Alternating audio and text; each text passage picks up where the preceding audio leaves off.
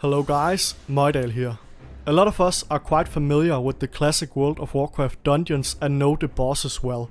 At least we know some of the items that drop from the different bosses. But there are actually some very powerful items that drop from dungeon bosses that have not been killed a single time in classic yet. I'm not talking about raid bosses from AQ or Naxxramas, but bosses from the regular dungeons. Back in the day in patch 1.10 after the release of AQ in Vanilla, Blizzard introduced the Dungeon 2 or Tier 0.5 sets that could be obtained through some long and expensive quest series. Part of the series required you to go to different endgame dungeons to summon and defeat special bosses that all dropped new, unique and great gear. Not the Tier 0.5 gear by the way.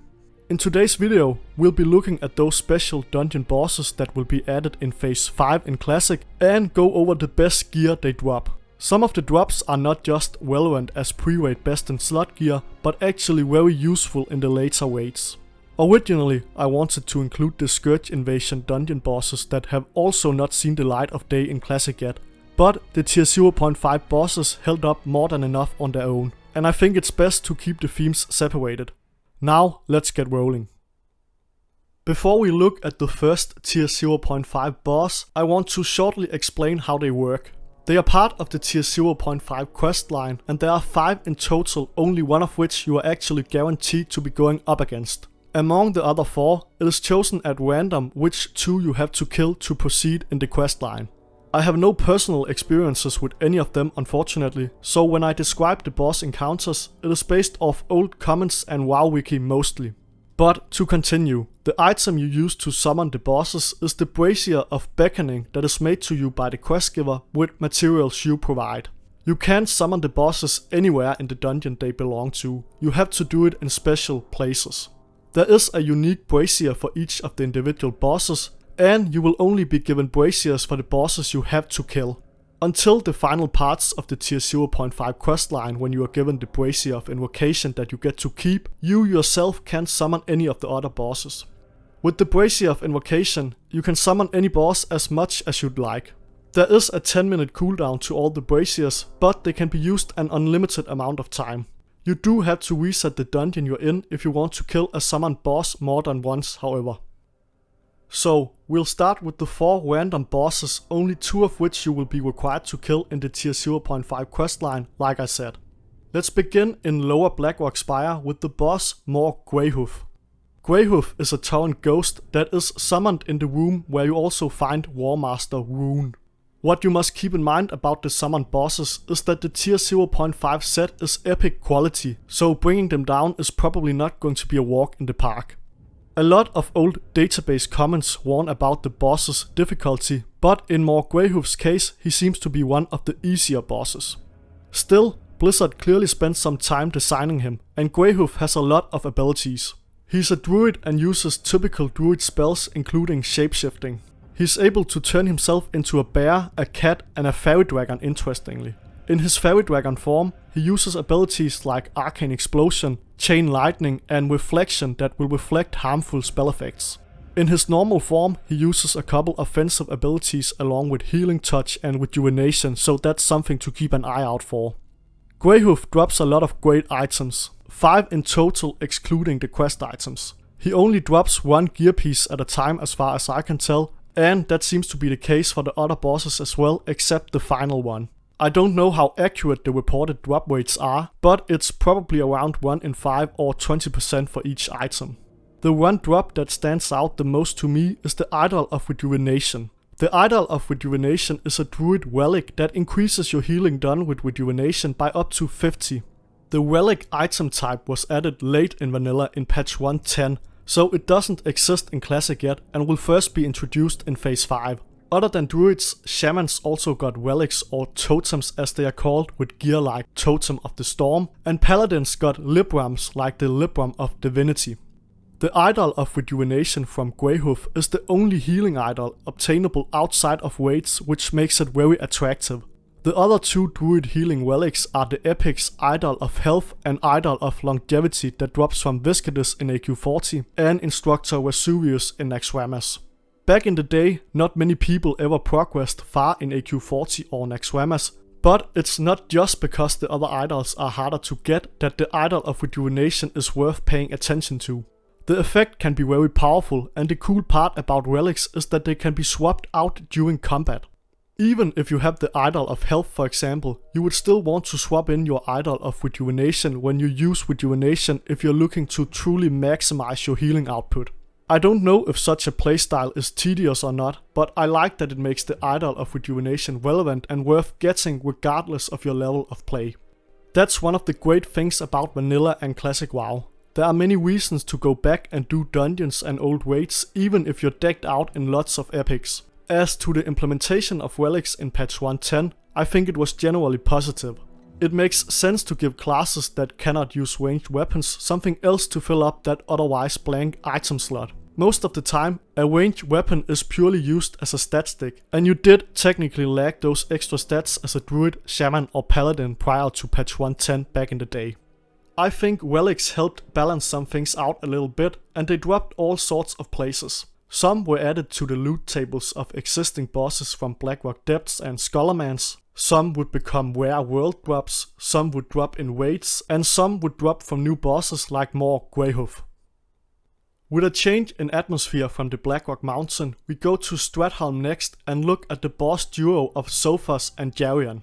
Sophos and Garyun are undead ghosts that are summoned in Balnazar's room in the living part of Stratholm, and they could potentially cause quite a lot of trouble.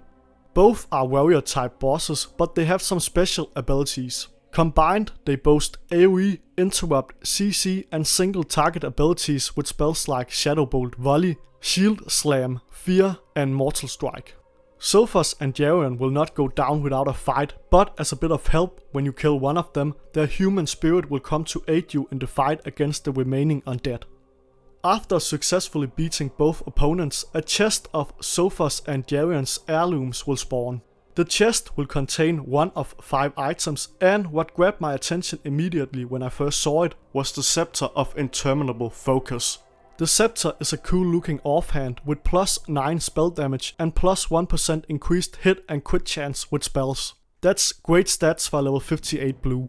The offhand is excellent for almost any fresh level 60 caster DPS, and if it had been available from phase 1 in Classic WoW, it would almost certainly have been pre-rate best in slot for at least a few classes. Surely it is better than the Spirit of Aquamentus, and I think it would also beat a Drakestone of Frozen or Shadow Wrath, which are very rare and bothersome to get in the first place. The Scepter of Interminable Focus is just a very impressive item for an offhand. Another one of Sophos and Garyun's heirlooms that I want to mention is the Band of Mending, which is an incredible pre-rate healing ring. It gives plus 31 healing power along with increased stamina, intellect and spirit, and completely blows an item like the Emerald Flame Ring from Prince Torfaldrin in Diamol out of the water. The Band of Mending is more comparable to Fordwing's Seal, obtainable pre-rate from the In Dreams quest in the Plaguelands. Sophos and Garyun are one of the few dual boss encounters in Vanilla WoW, so they should be a fun small challenge for anyone who goes up against them in Classic in the future. Moving on from Stratholm, let's go to the other Plaguelands dungeon, Scholarmans. Here, when you've dealt with Raz Frostwhisper in the Alchemy Lab, you can summon the ogre boss Kromak if you have the needed brazier. Kromak is a necromancer and seems like a moderately challenging fight depending on your approach. He summons skeletons during the encounter with him, both non-elite and elite. The suggestion I've seen from old players on how to best tackle him is to rush him down as fast as possible and AoE the adds once in a while, preferably letting a more beefy target tank them while they stack up. The elite skeletons are not summoned until later in the fight, so they will not be an immediate concern. Kromak drops 5 different gear pieces like more Greywolf and Sophos and Garyun before. None of them are straight up outstanding, and we'll be looking at a weapon here that is more flavorful and interesting than it is actually useful, the Hammer of Divine Might. The Hammer of Divine Might is a two-handed mace with intellect, stamina and plus 27 spell damage. It is quite special since there are very few two-handed weapons in Vanilla or Classic WoW except for staffs with typical caster stats like spell damage and intellect. Those there are seem to have been specifically designed for paladins in a lot of cases, which is also the impression I get from the Hammer of Divine Might looking at the name. It appears like Blizzard tried to push some sort of hybrid DPS playstyle for paladins in particular towards the end of Vanilla. The other paladin weapons I'm referring to similar to the Hammer of Divine Might are maces like the Hammer of Jishi from Prophet Scarum in AQ40 and the Maul of the Redeemed Crusader from the Four Horsemen, to name just two. Prior to all those items being introduced, there had been nothing similar available, and there isn't in Classic either to my knowledge. No two-handed spell power weapons that paladins can use. I'm pretty sure that the spell power maces are not very viable in raiding for Retribution paladins, and Holy paladins even less so. I wouldn't want them as an enhancement shaman either. I guess they could be very useful for a hybrid paladin PvP spec, and that seems to be where they would really shine. The Avengers Battle Gear set from AQ was focused around a hybrid playstyle as well, with many different stat combinations. And even though I have very limited knowledge of Paladin PvP in Vanilla, I'm sure you could do some nasty damage and wreak a lot of havoc in the later phases of the game with a powerful spell power DPS build. The Stormcaller set for Shamans was designed pretty similarly to the Avengers set, by the way, combining a lot of strength, intellect and so on. But personally, I'd rather play pure elemental or pure enhancement. Anyways, I thought it was interesting how Blizzard pretty clearly in my eye promoted this hybrid playstyle and did a lot to make it viable, with the biggest focus being on paladins. They had probably realized the DPS side of the class was in dire straits, and maybe they hoped the implementation and new focus on hybrid gear would make them more viable. The Paladin players had known from the Warcraft RTS games hadn't really made it to Vanilla, and I think the developers wanted to change that very badly. The Hammer of Divine Might from Kromak clearly fits into that original fantasy of the class as a hammer-wielding divine protector that gets in all the action while using the light to their advantage. A fantasy very far from the Vanilla healer Paladin that stands in the backline looking like a circus clown in half cloth gear.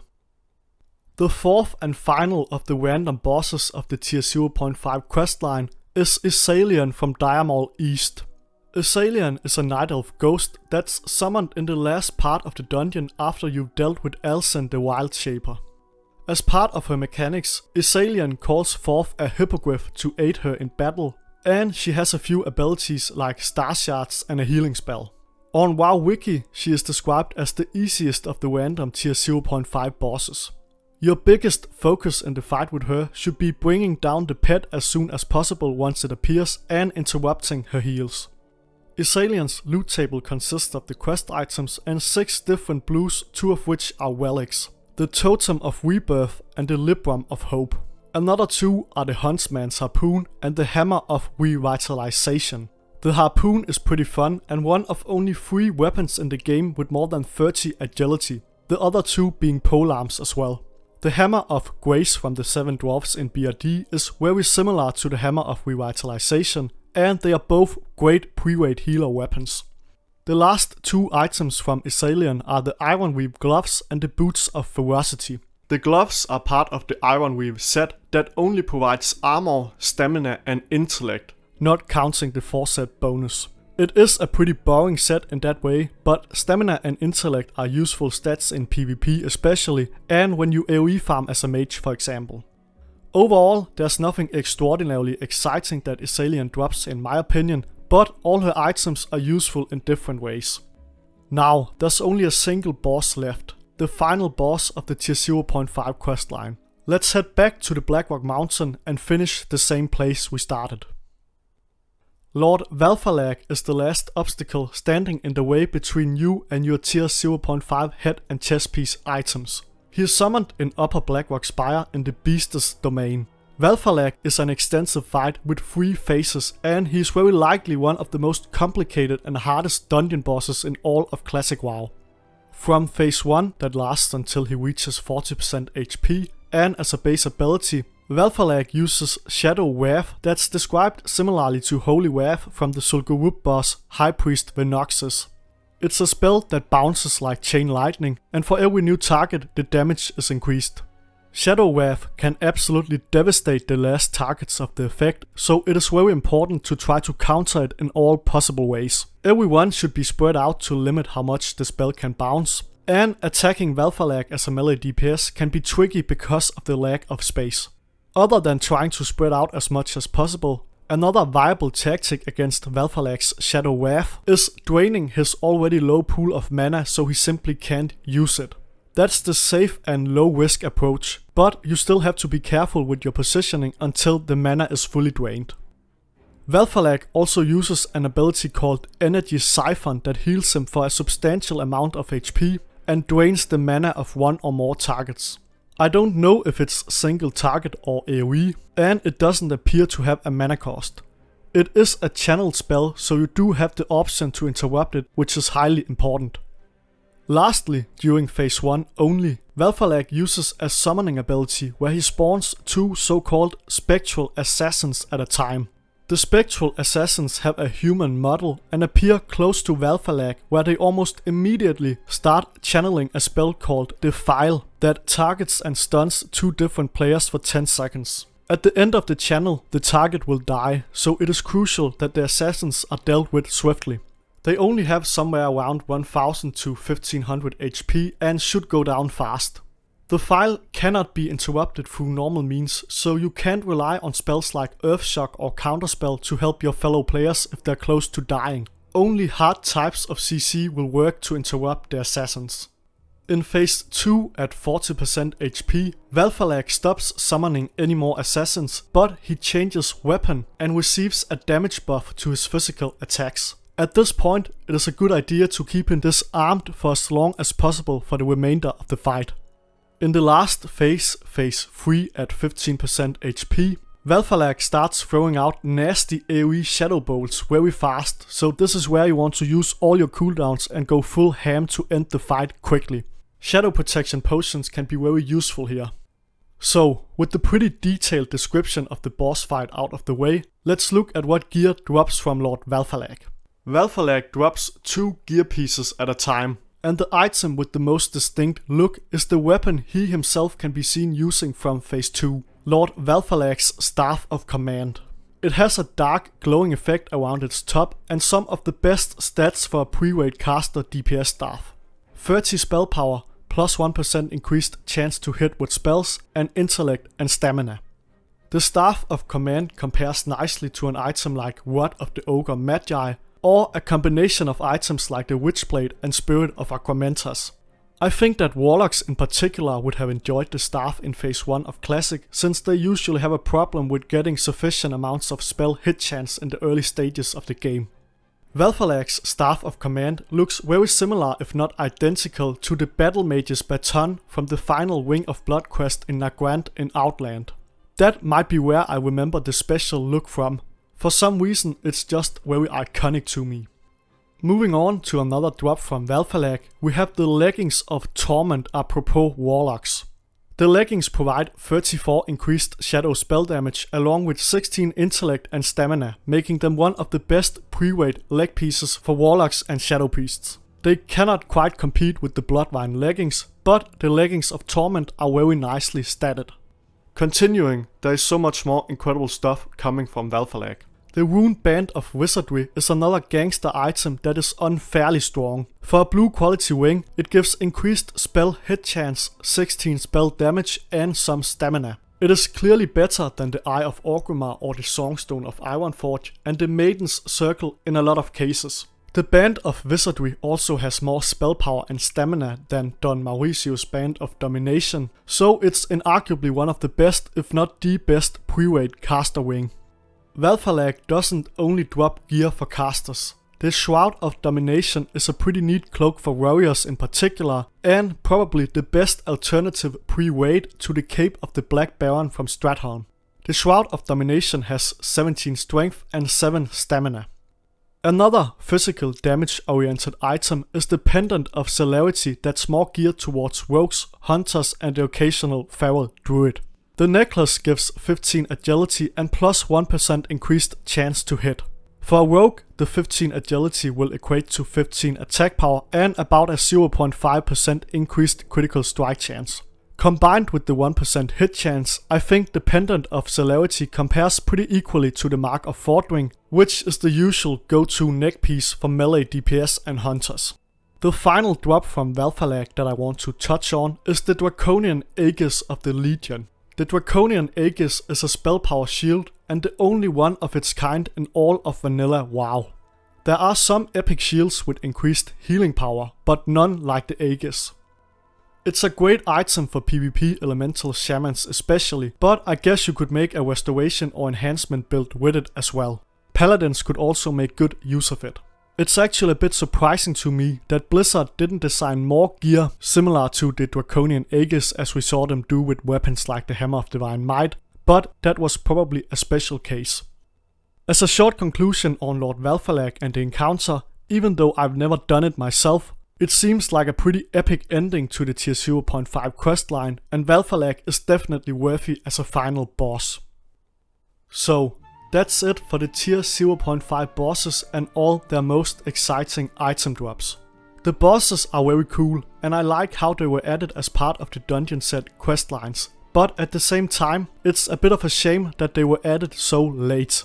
Back in original vanilla, it was different and not a problem. I'm more thinking in terms of classic WoW, where I can't help but feel that people are not going to care very much about the likes of Lord Wellphallic, even when they are added in phase 5. First of all, I don't think the attraction of the tier 0.5 set will be as great in classic as it must have been back in the day. Tier 0.5 is a great way of getting epic gear without waiting, but with how easy a lot of waiting is in classic, the barrier of entry is much lower today than it was in original vanilla. Most players will probably have at least some epics, and I think few people will have any incentives other than enjoyment to go through the tier 0.5 questlines. And not too many things seem to be done out of enjoyment in classic nowadays. Secondly, I don't think we'll be seeing many new 60s in classic from phase 5 and onwards, so all the cool gear from Wellphallic and the other bosses is not going to be highly sought after. Back in the day, the subscriber count grew steadily during vanilla, and a lot of new coming players first hit 60 in the later patches. When they needed to gear up, a lot of the items we've looked at today were highly relevant. In classic, we've almost had the opposite trend of fewer people playing as the months have gone by, and I don't think many new players will be joining at this point forward.